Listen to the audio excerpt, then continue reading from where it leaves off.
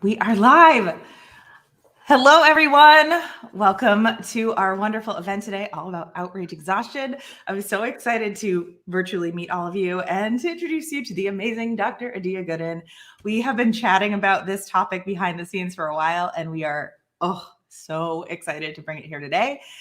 Before we, amazing Dr. Dia Goodin. Oh my goodness, hold on, we're chatting about this topic behind the scenes for a while, and we are so excited to bring it here today.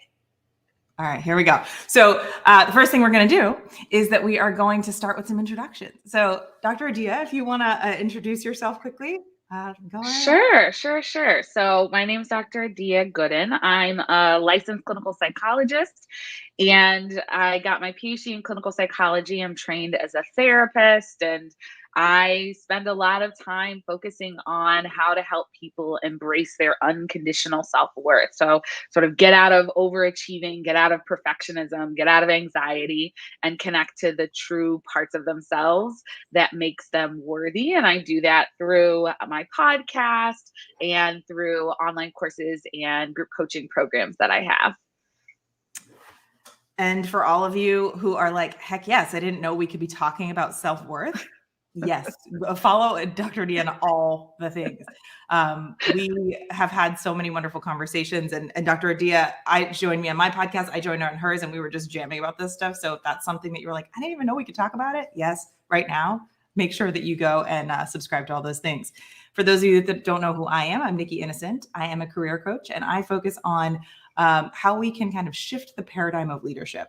My background is in corporate America, where I was there for over a decade, trying to chip away at the systems that, as a woman of color, a millennial, a creative in a business space, like all of those boxes were like, hold on, that's not what you're supposed to do to be a leader in corporate America. And so I left about 6 years ago now to create spaces where we can actually redefine what leadership looks like. So you can step into the authentic elements of who you are and embrace that amazing level of self-worth that you were inherently born with, that Dr. Dia talks about all the time, and really redefine how we can show up and lead in our lives, whether that be to be striving for kind of that C-suite, or just how can I step into all the power that I have in being inherently who I am. And so I also have a podcast called Checkbox Other, where we shine a light on those times in our lives where we feel like we don't belong, we're different, or we're other. And it's such a wonderful way to unlock the unique power that you have. And I also work with people on individual and group levels on how we can kind of get rid of those limiting beliefs or understand our relationship to them that stop us from being able to step into our full potential. Oftentimes they are not individual issues. They are actually created by systems. And so I'm so excited for us to be diving into this in particular today, because I think there's so much of what we're trying to navigate and deal with right now that feels so individual and also so collective, that there's nowhere you can go without seeing outrage, without seeing like the world on fire. And how can you as an individual kind of navigate that? And so I'm amped to be talking about this. I'm so excited for Dr. Dia to be bringing like all of the amazing background elements that you have here. And for those of you that are on live, we would love if you have any comments, questions, thoughts, drop them in. We will be kind of amplifying some of them on the platforms. We're getting the hang of this live stream as well. So keep an eye on the comments there. And if you have questions, feel free to drop those in, and we will make sure that we touch on those too. So the first thing, I just kind of want to open up the floor and talk a little bit about like, what is this kind of outrage culture that we're in right now? This constant need to be on, constant need to have an opinion. Dr. Dia, I'd love to kind of hear your thoughts on how you think about that and the experiences you've had. I mean, even in kind of one-on-one therapy sessions, I'm sure this is impacting people's daily lives. Yeah, as we were sort of preparing for this conversation, I was thinking about the fact that there have always been things to be outraged about in our world, but this is the first time, I think, in history where we've had constant access to news and media telling us what is going on all over the world, right? So, if you look back 100 years, it's not like everybody was just like happy and fine and like no injustice was happening, right? Yeah. Like that wasn't the case. There was actually a lot of stuff but your access to it was much more limited. Like maybe, 100 years ago, there wasn't like nightly news. But even, it's like, even if you think about 60 years ago, it was like nightly news and a newspaper, right? Like not 24/7 notifications, alerts on your phone, streaming, always sort of being inundated with this, news about the atrocities that are happening in the world. And I think that we are not designed as humans to sort of like be inundated with awful news all of the time. And then I think you can combine that, right? Just the technology that we have that sort of increases access to the information with the fact that we're living in a time where news is commercialized, right? And where attention is commercialized. And the more attention someone, a network, a platform, a person can get, the better they do, the more money they make, which means that the way news is communicated is inherently designed to capture your attention. And because we are beings that are more tuned into the negative to protect ourselves evolutionarily than the positive, that means the more negative, the more attention grabbing, the more intense the communication, the news, the more attention it will get, right? So we're living in this world where all of these things are happening together.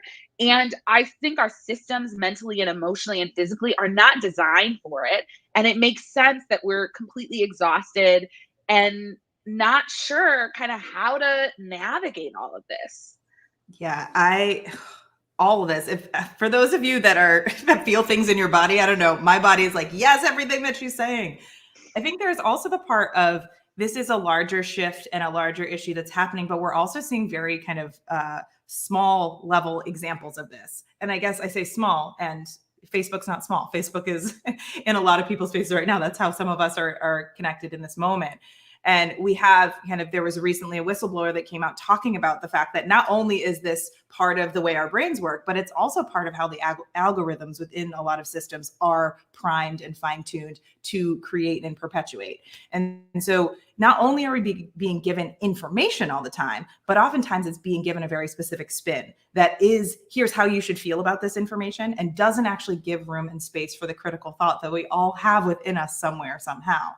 And when we are in a place of exhaustion, when it's nonstop, you don't have enough space to actually say, okay, let me take a beat. How do I feel about this? What do I want to do with this? How does this actually relate to what's happening to me each and every day?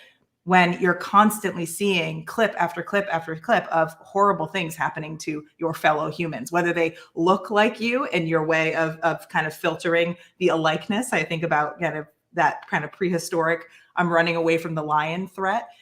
If I'm looking at things and seeing them as a lion all the time, I can't differentiate when something is actually just a little bit of discomfort versus a threat to my life. And so really understanding that one of the basic things that we actually have access to as humans is the ability to have that matrix, collaborative, nuanced thought. But when we are constantly in fight or flight mode, and there's a whole bunch of other F's that go with that too, but fight or flight is the one we talk about, it's really difficult for us to tap into anything past that fear.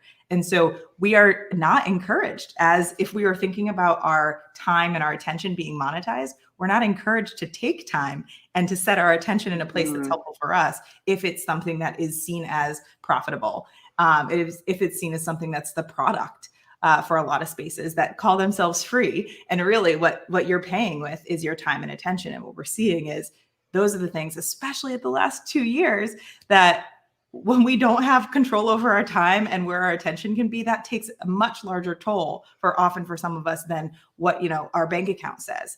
And so as we're seeing people making a lot of different decisions in their life that aren't necessarily about time and money, but they're making it about, okay, how can I take care of my wellness? We're having this shift happen while the systems that we're operating within are still not really there yet. They're still trying to wait, hold on. Remember how you were afraid of this? Let's go back to that fear that is constantly how do I quiet the noise? How do I actually take care of myself? And so I'd love to hear kind of your take. I've got like a laundry list of these things, but I'm sure you do too. Of, how do you, when you're working with people, or even, I know you go in and you speak to people about this stuff a lot. How do you encourage people to take time and space to take care of themselves and to really prioritize that wellness that we tend to put at the bottom of our lists? Yeah, it's a great question. I mean, I think the first thing, if we're thinking about this sort of news and attention and all of that, is that, I really encourage people to turn off notifications, right? Like turn off the notifications from all the news apps. You do not need to get a random notification that this city in Ukraine was bombed, or that there are now this many millions of people who have died from COVID. That is information that you may want, but you don't need it in the middle of your day. Yeah. Randomly without expecting it, right? So I really encourage people to turn off the notifications. Stop getting notifications from all of the news outlets. You can still look at it, but you want to have agency over when you are looking at it. Same with Instagram and Facebook and all the social media. I would turn off the notifications for all of the social media, right? Because what that does is you're no longer like, I know for me, if I see a little red bubble, whether it's my email or an app, I'm like, what is it? Right? Like we're designed to be like, I got to press, I got to look, right? And so really shifting to, instead of feeling controlled by, I just got a notification. So that means, yeah, I was doing this thing over there, but now I got to check this. Turn the notifications off. You can go in your settings, right? You can make sure they don't show up on your home screen. And so at least then you're sort of protecting your attention. There's a whole nother level of like, most of us have habits of like checking anyway, but at least you're taking out the layer of the app pulling you in. Yes. I also encourage people to think about where you get your news, right? So there are certain news outlets that really amp things up. Did you hear that?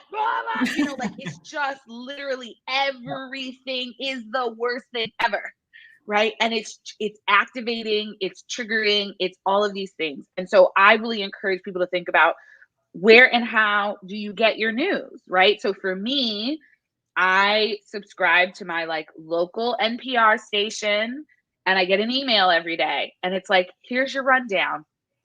And I read that, and I read it.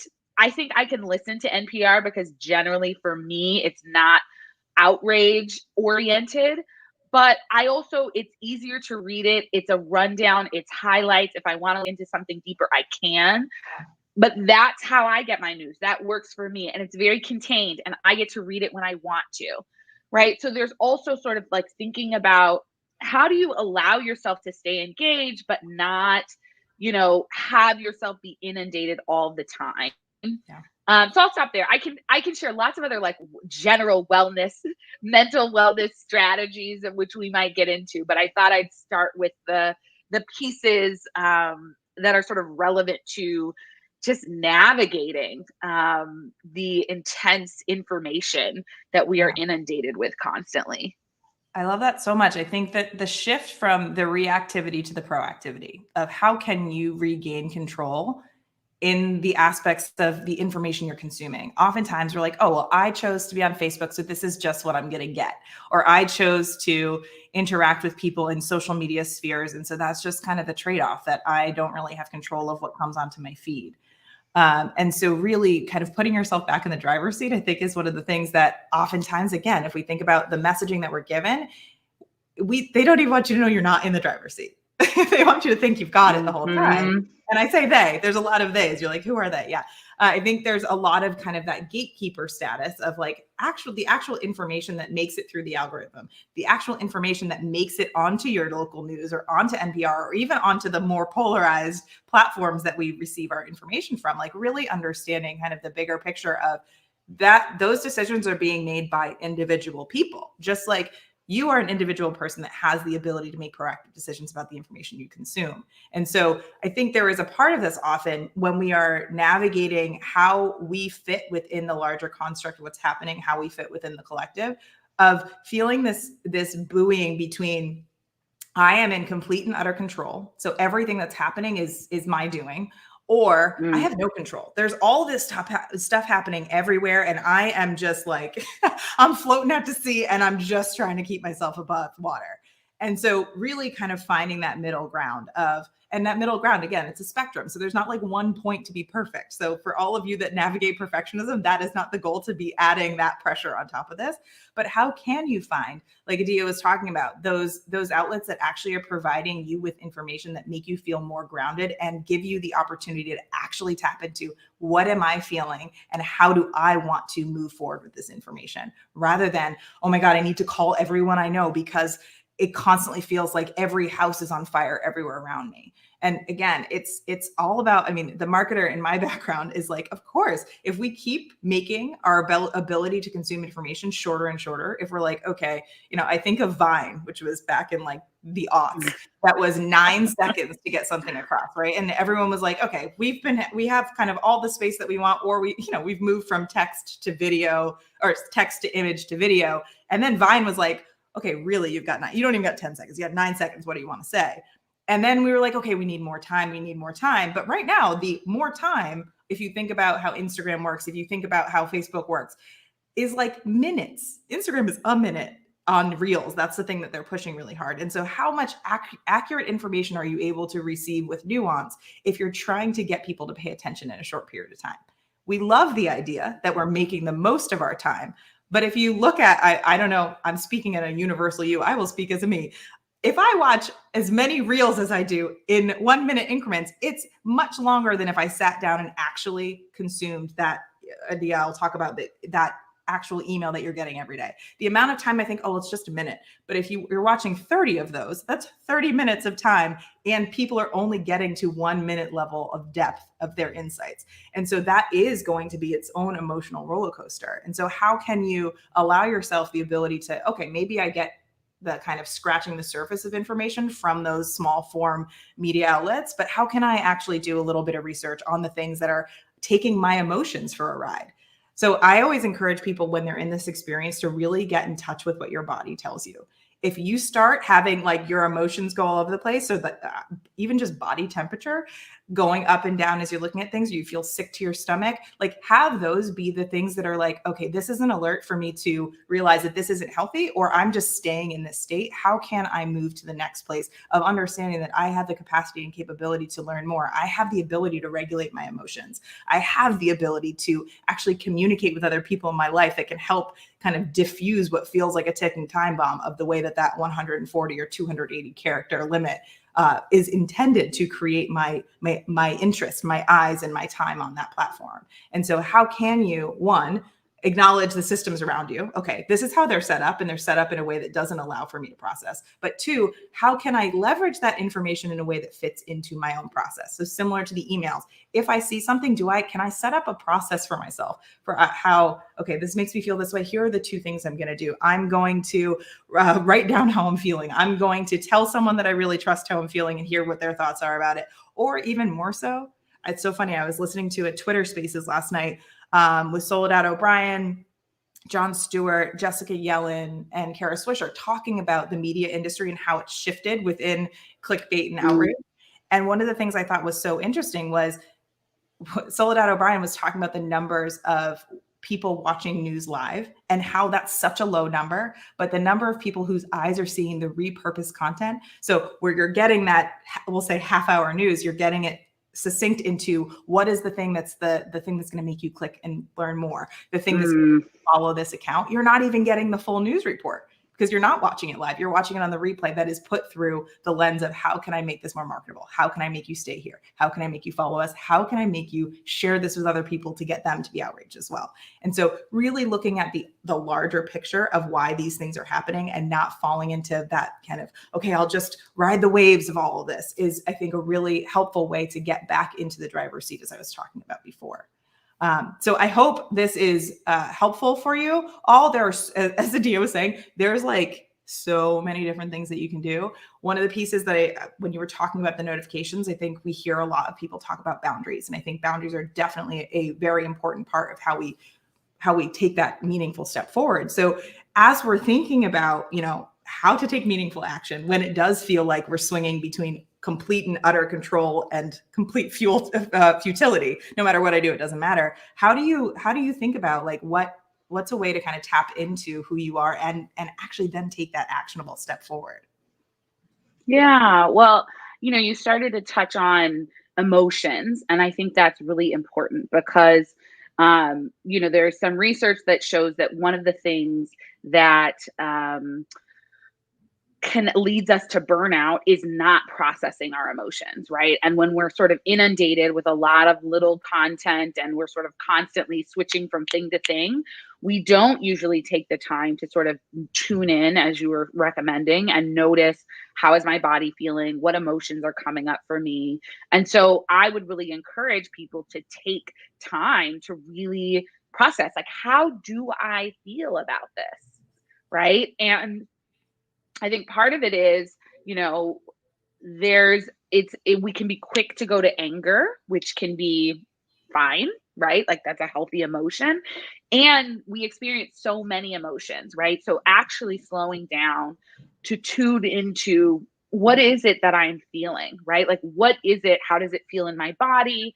If I can label the emotion, what is that? Is it anger? Is it sadness? Is it despair? Is it disappointment? Is it frustration? Is it whatever, whatever it is? But, and then sit with that, right? Because sometimes we want to go very quickly into action. And I Yeah. think sometimes that's when we can burn ourselves out, or it can be more performative, because it can feel like either I'm doing this action to get away from the emotion, or I'm doing this action to show people that I care and I'm listening and I'm paying attention. And so I talk a lot about practicing self-compassion, because I think it's so helpful in terms of tuning into our emotions. And in short, self-compassion is, not like, it involves mindfulness. So noticing how your body feels, noticing what's coming up for you emotionally. It involves reminding yourself that you're not the only one who's experiencing this. So common humanity, which is like, okay, this is normal. This is a normal human response to what's going on. And then self-kindness, right? Offering yourself kindness to, like, oh, it's really hard to feel my heart break, or it's really hard to feel disappointed or angered or helpless, right? So you can practice all of those things, and what that does is it soothes your nervous system, right? It communicates to you that in this moment you are safe, right? Because part of the challenge we have is our brains really don't know the difference between what we read and what we think and what's actually happening to us. And so it's very easy to go into a state of feeling like, I'm in the middle of a war zone. And if you are in the middle of a war zone right now, then yeah, it makes sense for the cortisol levels and the adrenaline levels to be high, because you have to be on high alert and you have to keep yourself safe, right? If that is the reality, I think most of the people who are probably listening to us right now are not in the middle of a war zone. And so then it's not so helpful for your body to feel like it is. So if you can use self-compassion or use some of these practices, you're calming and soothing your nervous system. And then what that does is that it gets your prefrontal cortex, which is the, part of your brain, the front part of your brain that makes decisions. I'm getting a little nerdy, but hopefully y'all are with me, I'm with right? you. Like, it makes decisions. And then you can choose how you want to respond instead of reacting. Because when we're like, in this chaotic state and like, oh my gosh, what's going on? Oh my gosh, there's so much going on and I just got to do something, right? Then we're reacting. I'm going to post something. I'm going to, right? And if we're soothed and we're saying, this is so sad, like, this makes me feel so heartbroken, or I'm thinking about the children, or I'm thinking about these people, or I'm thinking about that group, then you can take that and say, okay, how can I respond? Yeah. Right? Okay, so if I'm most concerned about the children who are caught up in this, or the mothers, or the people who have to go fight and they never wanted to, or I'm most concerned about the healthcare professionals who are exhausted, for after 3 years of COVID, Yes. right? Like, if that's what I'm most concerned about, then how do I want to respond?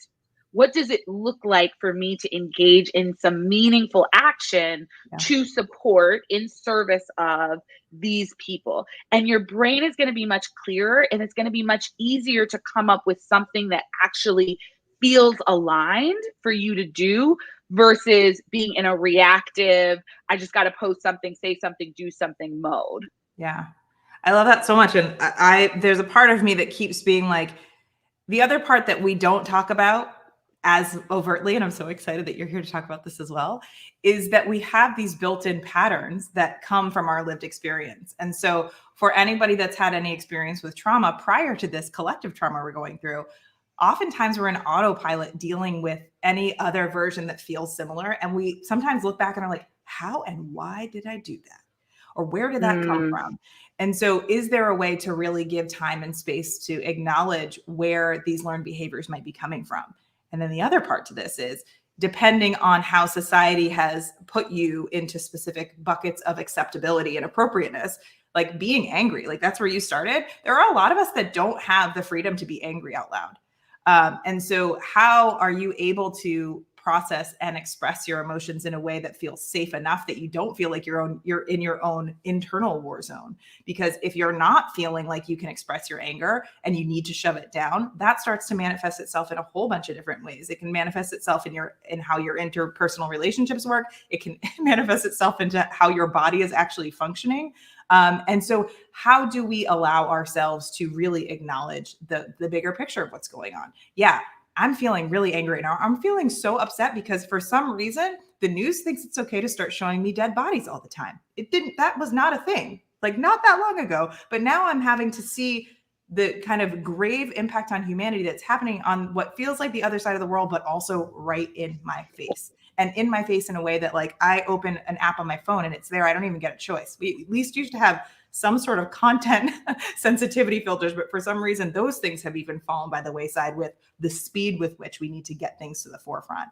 And so I love so much as you're talking about of creating that space of self-compassion and really self-understanding and understanding that the emotions are a part of this. I think oftentimes I always talk about it as, for those of you that have seen A League of Their Own, that there's no crying in baseball. Like there is a lot of that messaging and how we can productively move through the day. Like don't let the things that distract you, those emotions, those annoying emotions, like shove those down and keep going. Emotions can't actually be shoved down. They will start to spurt out in other ways. And so really acknowledging and honoring that is actually a pretty high item on your to-do list if you want to be operating in alignment with your values and not sitting there at night being like, I think about that kind of anxious brain of like, why did I do that way? Or how could I have done this different? Or if you wake up in the middle of the night thinking that you're like, why am I thinking about that newscast that was at 10 a.m. yesterday and I cannot sleep because of it? Giving yourself, even if it's 5 minutes of time to be like, okay, let me actually self-regulate a little bit so that I can get that hour back in my sleep schedule that I lost. It's not about being, selfish in taking those 5 minutes and giving yourself that breather. So I do think that is so important. And also I think the part of when you're saying this kind of universality of it all, that like you are not the only person feeling this, is so important. And finding connection. As human beings, we are intended to, no matter your introversion, extroversion, wherever you fall on that spectrum or however you identify, we are beings that are intended to be connected in some way to one another. And the last couple of years have isolated us very intentionally for our own safety, again, our own kind of running away from the lion, our protecting ourselves. But the need for that connection helps us soothe. There's a book called What Happened to You? Tell Me What Happened to You. It was Oprah and Dr. Bruce Perry. Mm-hmm. It's all about patterns of trauma and how we kind of self-soothe. And there were a couple pieces that I thought were so important. There was one that was talking about the fact that we have these collective circles where we come together and talk about trauma so we can process them together, be witness, be acknowledged that it was a real thing that happened. And it actually helps it process through our system. And the other part that I thought was really helpful for those of us that are maybe in a situation where it's like, I don't have a bunch of people I can talk to about this, or I don't feel safe with the community that I'm in to be bringing this up. There's this whole idea of actual kind of rhythmic dynamics. And so I always like to think about it as like when you're in the womb, you have that kind of soothing of the heartbeat of your parent. So how that works in kind of our outside of the womb bodies is we have the ability to kind of play into what for those of you that are always like, I like music, music helps me, there's actual biological component to how we can self-regulate our rhythms through beats. And so if you are somebody that does feel like you're getting thrown off and you're like, that's really nice, Nikki and Adia, that you think that I can stop and take all this time, but I can't. Is there the ability for you to maybe bring some sort of self-soothing mechanism that is hardwired into who we are as people? Find something that's got a good, consistent beat that feels good for you. Maybe it plays in the background. Maybe it's something that you take the 3 minutes of a song and just help that be the thing that kind of helps land the plane for you. So there isn't one right way to do this. I think a big part of how I like to talk about this is like throwing spaghetti on the wall a little bit, allowing yourself not to be perfect, allowing yourself to be somebody that's learning and growing through this process right now, where nothing that we're experiencing right now is normal and has been done or experienced in the way and with the many layers and levels that you talked about, Adia, about like, we didn't have 24-hour news cycles the last time there was a pandemic, right? We had carrier pigeon vibes instead of, Facebook alerts all over the place and pinging everywhere. And all of these, I always think about the auditory alerts that are popping up from every tab. Like, what was that noise for? All of those, that's a chaotic rhythm. So how can I create one of those rhythms that can actually help calm and soothe me back down, so I have the ability to actually tap into my amazing brain? I mean, as human beings, we have this incredibly powerful engine that we've got to tap into. But oftentimes when we operate from that emotion and we're not regulated, we're operating from a very, very small part of that and a very urgent part of it, and a part that is not meant for you to be operating from all the time. Yeah. And I think I love that you're sort of tying in other ways for people to take care of themselves and soothe themselves. I think movement can be really helpful. I think, especially if you're not the most verbal person, even if you are super verbal. So it could be dancing, it could be stretching, it could be going for a run, it could be, going for a bike ride or whatever, right? But some movement, because that's another way to sort of move the energy of emotions through your body and clear your head, right? So finding some way to move, I think, especially if you're sort of sitting at a desk all day, staring at a screen, right? Like, we can just get very sedentary and things get start to feel stuck. So like, maybe it's getting outside and going for a walk, right? Maybe it's going for a run. Maybe it's doing a little bit of stretching, but finding some way to kind of move in your body, move things through your body, can also be incredibly helpful. I think the other thing that can come up for people is feeling selfish, right? Is feeling like, well, there are people suffering. So who am I to go to a yoga class? Or who am I to take time to take care of myself? And I think that can really be a struggle and a tension, right? Is that people feel like, well, I should sort of be suffering alongside the people who are experiencing war, or the people who are stuck in the hospital, or people who are refugees, or whatever it is, right? And I think what I like to point out is that the world needs you to be at your best during a time of crisis. And none of us are at our best when we're struggling and suffering. And if some of us are there because we are in a real situation or circumstance that zaps our energy, that you know what I mean? Like, that where all we can do is survive, then it's up to the rest of us to show up as our best selves, as our most conscious, aware, calm, right, ready selves, to intentionally and thoughtfully, engage in some action.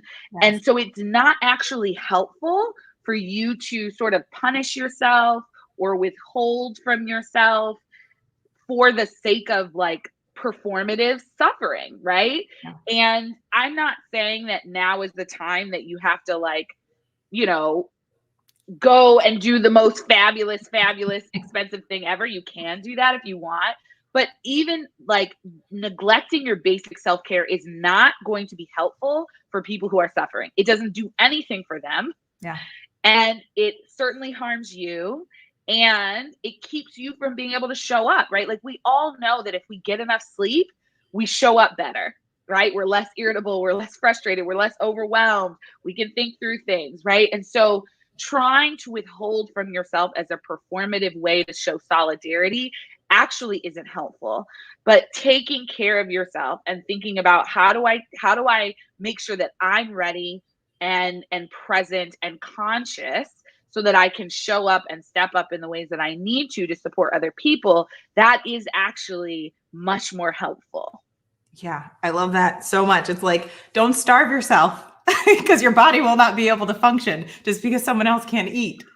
I think, yeah, there is so much power in understanding and honoring the fact that, like, oftentimes, again, in this culture that we have, where you have a profile and all the things and you're constantly building your brand, whether you know you are or not, and how you're showing up, it can be really challenging to realize, like, this isn't the suffering Olympics. We're not trying to be like, okay, I need to suffer as much as the person that's suffering the most in order to be seen and recognized and to be making any kind of difference. There is so much power in understanding that your role can actually not be the the protagonist. You can actually be a supporting character in those moments. One of the things that I talk a lot about when we're doing a lot of work around limiting beliefs, especially in women's leadership work, is something that's called sistering support. And it's actually a term from architecture where when you have a beam in a house or a structure that has a lot of pressure on it, what you do in architecture is you just take another beam and you have it stand next to it. You don't have that beam then take on just as much pressure to then stand with it and say, I'm struggling right alongside you. It's literally saying, I've got you. You can lean here if you need. And so the idea that in order for us to be supporting, we need to be in the chaos, we need to be in the struggle, is really unfortunate. I mean, it is the thing that keeps us struggling for a really long, much longer time than we need to. And I think I could get on soapboxes about a whole bunch of things on how this then plays out in so many different ways that we're trying to change our culture for the better, or more inclusive culture for sure. But how are we able to put ourselves in a position where we're able to stand strong, and we're able to, when we're able to offer that support, it's genuine support. It's not kind of, oh, I did post about that a couple times yesterday, so I'm good. Or, I saw this tweet and it made me feel something. So, okay, I'll use that script again tomorrow because it made me feel something. It's probably going to make you feel something. The ability to kind of recycle that doesn't mean that you actually tapped into what you believe and need and want.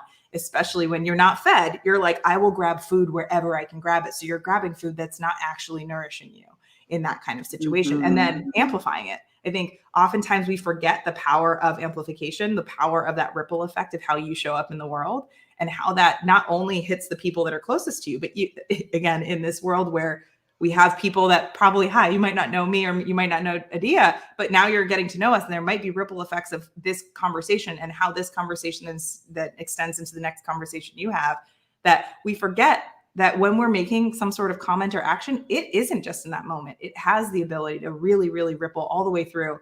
Oftentimes, especially lately, I'm talking a lot about these ripple effects. There's so many of us that have been making ripple effects in this 15 minutes of fame social media space that are now waves. There's so many of us that have been talking about things that we're not the only talking about it anymore. And those waves are shifting tides. We're experiencing that as the millennial generation, which you and I are a part of, are stepping into those kind of traditional adult seats of power and seeing the world is not the way that it was 50 years ago. And the way that we're handling things that have happened before, like war, we don't need to handle them the way they have been done. We don't have to say, oh, well, this is the appropriate way to do this. Or, there's never been a precedent for this. Well, there's a lot of unprecedented things that are happening. If we keep trying to align to the old rules in order to solve new problems, we're going to constantly be in that state of struggle and suffer. And if we are not feeding ourselves in that process, it's even more difficult to get any kind of inroads into these struggles that we've had time and time again. So I hear you talking about performative activism, which, like, I think there's a part of me that when news is inundating you everywhere, I'm always like, let me take a minute, but also give me that popcorn for a second, because we're gonna see all of a sudden. I think what we saw was, I don't know if you've seen these memes of like, oh my goodness, this like armchair COVID expert, pandemic epidemiologist is now all of a sudden a foreign relations and war strategist and knows everything about Russia and Ukraine's history. And so how do we kind of navigate the fact that there are people that we choose to listen to or come into our sphere, that there is this pressure to not only know everything, but also be super certain about it and not be open about the fact that, like, you're learning as you go? How do you kind of think about navigating the realities of those things coming to the forefront, especially as influencers step into those roles more and more? Yeah, it's such a good question. So I'm going to answer that. And I just want to say to those who are listening, if you all have questions for us or comments or things that you think we should be incorporating into this conversation or things you want us to sort of try to answer or questions you want us to wrestle with, please type them in the chat wherever you're watching and we'll see them. And we'll make time to get to those as well. Yeah, I think that we are certainly in an age where the willingness to be quiet is waning and also the willingness to be wrong and to not know. That's a personal practice of mine, is being willing to be wrong. I have know-it-all tendencies. Like, it's just kind of how I'm built. I'm like, oh, I know that. I can think quickly, right? And so it's a practice of mine to be willing to be wrong. And, there's lots of ways to sort of think about this, like strong opinions held lightly, right? But the part of the challenge is that we do live in a world where you're expected to sort of know for sure. And this is the way, right? There's not a lot of mind changing that happens. And if people do change their minds, and they're a flip-flopper, so they're sort of cast as somebody who's just inconsistent versus somebody who's willing to learn and grow. And I think for me, that practice looks like I get quiet on things that I don't know that much about, right? Because I don't want to speak too soon or speak out for the sake of everybody's speaking out about this. So I better say something about this because either A, I'm worried that people will judge me as not caring because I haven't posted about it, right? That's a tension I feel, is like, will people think I just don't care because I haven't said anything publicly, right? Even though this is not my area. This is not, like in my wheelhouse, but I feel that pressure. So that's one thing. And there was a second thing, and now my mind is like, it slipped my mind. But it's like this sort of feeling of needing to perform to make myself feel good, to make other people know that I'm thinking about something versus, okay, let's just watch. Yeah. Let's listen. Let's be curious. Like, I don't know everything about this. And I'm going to watch, I'm going to listen, I'm going to keep my eyes open and keep my ears open. And I'm not going to pressure myself to do something for the sake of other people feeling a certain way about me. And I think, that relates to the work that I do around helping people embrace their unconditional self-worth and the work that I've done in my own life, because I think so often when it feels like our worth is dependent on other people approving of us, of other people thinking we're good enough, or on us being perfect and getting everything right, that makes it very hard to practice being willing to be wrong, right? To sit quietly and silently and see what unfolds and see, do I have anything meaningful to say? That's often my question to myself is, one, do I know enough to say something? And two, do I have something meaningful to add to this conversation? Instead of just feeling like I need to post, just to get some likes, just to get some approvals, and this hashtag is trending and I better, like, do I have something meaningful to add to this conversation? And if it's not in my wheelhouse, the likelihood is that I don't. Right? Like, if I can relate it to self-worth, to mental health, to something that I study, something that I'm an expert in, then yes, maybe I'll say something. But outside of that, let me listen to what other people have to say. And so because my self-worth isn't at stake, because it's not on the line, because I know that it's about me being a human, that allows me the space and the room to practice these things. And I think that's part of the reason why I want other people to embrace their unconditional self-worth, because then you're not showing up to perform, to receive approval and a sense of like, this is what's going to make you worthy because you said the right thing at the right time. But then, and also when it's time for you to show up, because you do truly have something to say, you're not as burdened by imposter syndrome, by all of those things that might hold you back, but you can say, okay, great. me getting this perfect isn't on, like, I don't need to get this perfect to be worthy, but I can say something meaningful. So those are some of the kind of things that I try to practice and think about when navigating this space.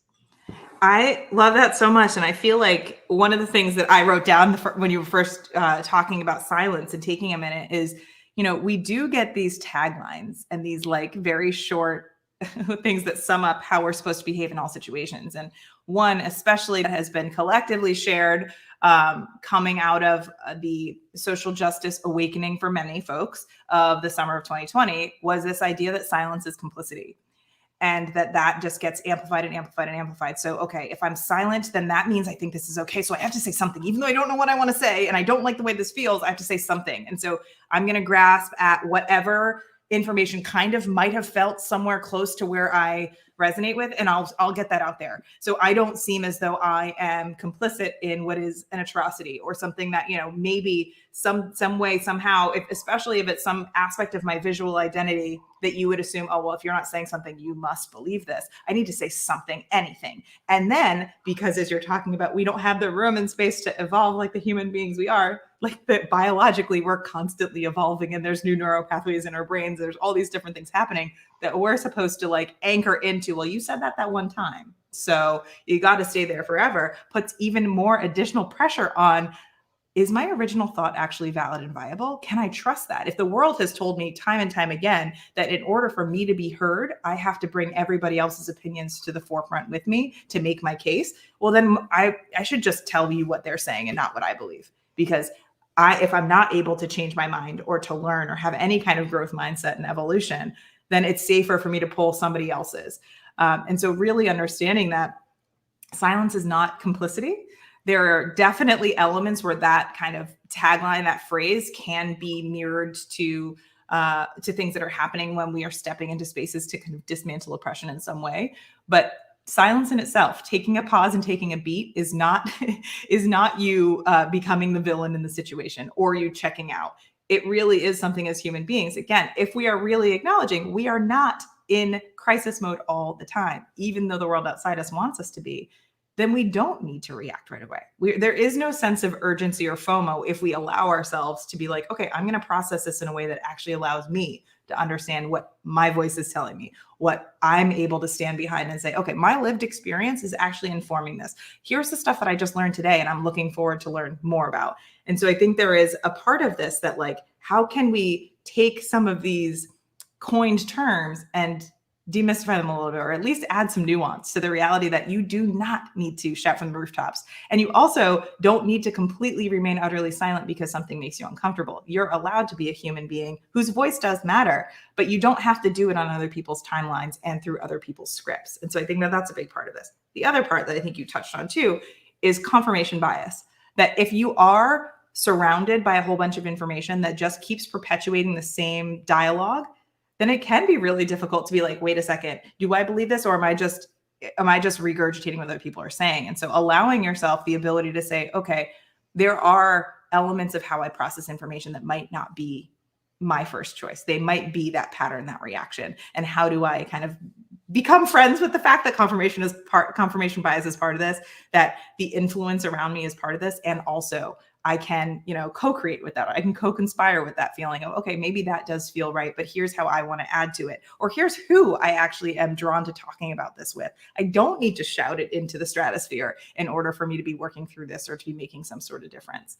And then the last piece that I think is so important, and depending on where you get your information, this term tends to be used a lot, of something around cancel culture. And so this fear that if you say something wrong, your credibility will no longer exist. You're burning all the bridges in the world. And there are very specific reasons why, as a culture, we've had people showcasing a lot of really destructive things that have been happening behind the scenes and in the shadows for a while. But you stepping up into understanding things and being curious about things, if you're following somebody that when you ask them a question, they want to cancel you, that is not a space for iterative learning and growth. That is not a space for you to be in community with other people. It's not a space where that person is even willing to consider different things. And I don't say that in like you asking a snarky question to try to catch someone in a lie. I mean genuine curiosity where you're coming to the table saying, I'd really love to hear what you think about that. And, can you have a human dialogue with me rather than it being like spurting off hate in comments or making snarky posts with hashtags that will then have you go viral, but there's not any real depth, or you're not even answering the question that was asked, but you want to be able to then share this comment that you had that's going to, like, again, get all the cookies, the likes that that make you feel like, okay, well, I did the right thing. How can we actually have genuine connection and community and conversation with each other without trying to say, are you winning or are you losing? Are you on my side or their side? Rejecting the idea that there's a binary in this and that we're actually trying to figure out a way forward that we can hopefully all move ourselves from that place of struggle to thriving. I think that is so important as we're doing this, that again, if you're tapping into the news cycle, it doesn't leave room for that nuance because we're trying to get as much as we can between the commercial breaks. We're trying to get as much as we can so we can repurpose it on social media to have you now following us on that kind of second watch, on that replay. And so how can you reclaim the humanity in this exchange, in this process of living life, rather than being kind of falling into the flow and the process of what is a very productive cycle of news and information and processing our emotions through very, very narrow lenses.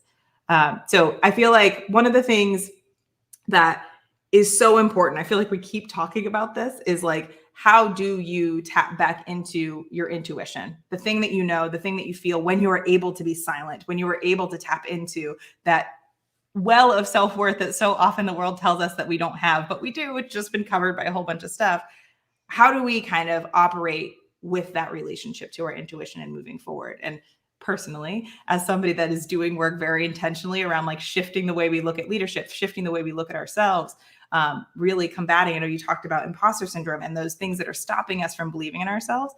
I'd love to kind of hear from you, Dia, about how your intuition, I guess, and how that value system and set has shown itself, especially, I mean, I would say we had, just so you all know, we were talking about doing this before the war in Ukraine, the Russian-Ukraine war was happening.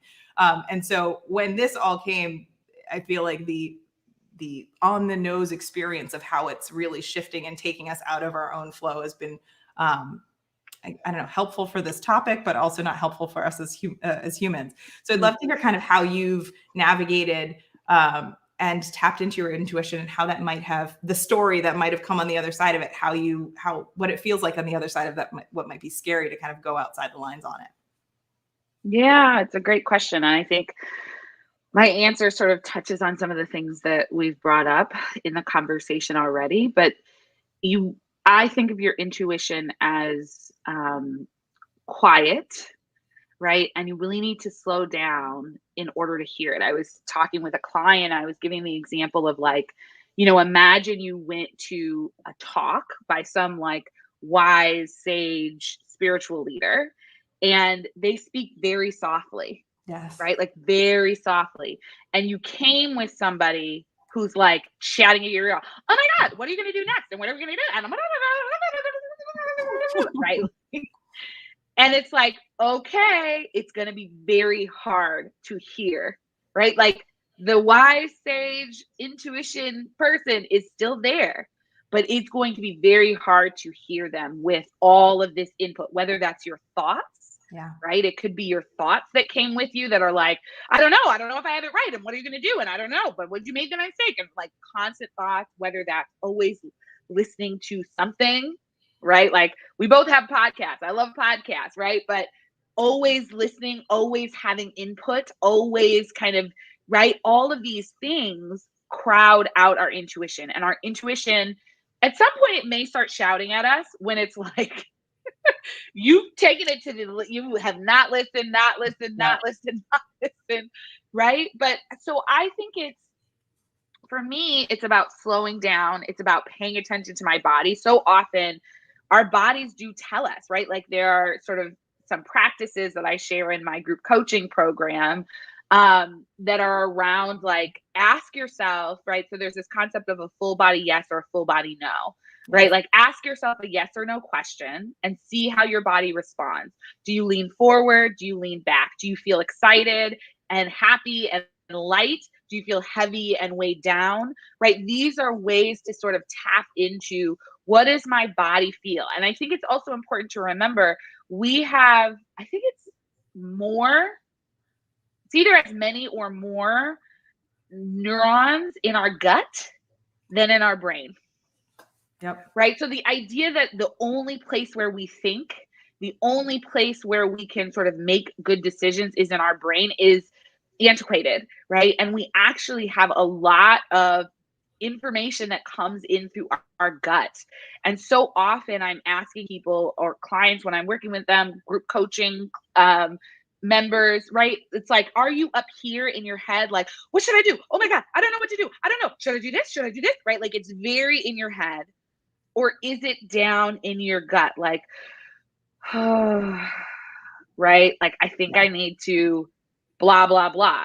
And it's not always the thing we want to do. Sometimes it's hard, right? Yep. Like in the last couple of years, I've made hard decisions listening to my intuition, but they have been so good, right? Like they have led to, life opening up and life feeling so much better than it would have been if I didn't listen to my intuition, or if I tried to logic it out, like don't leave your job in the middle of a pandemic and start a business, right? Like, but it's like you can trust your intuition to lead you to the right thing. So I think it's about slowing down. I think it's about tuning in. I think it's about getting some quiet, right? And being willing to trust that you do truly know what you need, what you want, and trying not to convince yourself out, like talk yourself out of it, right? Yeah. Or trusting other people and what they say and what they think over what you truly know to be right for yourself. I love that. It's, I feel like there is so much of our relationship with our intuition. When you said our intuition will let us know, I keep thinking of the parent that's like, well, don't make me turn this car around. And so that like, okay, I'm not touching you. I'm like poking your sibling in the back and you're like doing all these things. And the parent's like, please stop. And then it hits a certain point where it's like, all right, this is enough. And your intuition gives you room and space. And oftentimes, again, when we're in a culture that prioritizes intellectual capacity over the embodied wisdom that we have, over the intuition that we have, it is so important, I think, for us to honor the fact that there is so much wisdom outside of what just happens from the neck up. And oftentimes what happens from the neck up is formed and formulated by so many outside factors. That voice in our heads isn't always our intuition, especially as we're talking about imposter syndrome, as we're talking about the biases that we have, as we talk about limiting beliefs. When we're doing these things, if your only relationship with your intuition is when you've pushed it to its max, where it's telling you, self-correcting, or I told you so, or it's punishing and saying, all right, I'm going to turn the car around, it is really challenging to get to know the amazing wisdom, the kind of generative, forward-thinking wisdom that it has in itself, no matter what. And all of us have a different relationship with how our intuition shows up. So there isn't one right way to do it. If, as we're talking about this, you're like, yeah, my gut, I don't really know, but I do know what it feels like when somebody asks me a question and I'm able to kind of figure out that answer. I don't know that I feel it in my gut, but like, I just seem to know the answer. Like that's gut too. It doesn't have to be, one way fits all, one size fits all. And I do think that there is so much importance to honoring and understanding the fact that the reason you might not have been given space for that to thrive is that we're not taught to do that. I always talk about, again, in group coaching for sure, in individual coaching, and in the workshops I do, that like one of the biggest parts of this work is actually going to class about yourself, learning that class about like, who am I? How do I operate? That's not one of the classes we get in school. We don't learn that stuff. That's not prioritized. It's assumed that you just seem to know how to handle all these things. And especially I think about like adolescence, aren't we supposed to be trying to navigate who we are in the world? There is no real space that creates your relationship and a positive relationship with that intuition. It's often like, oh, I wish I knew that. It's really punitive again.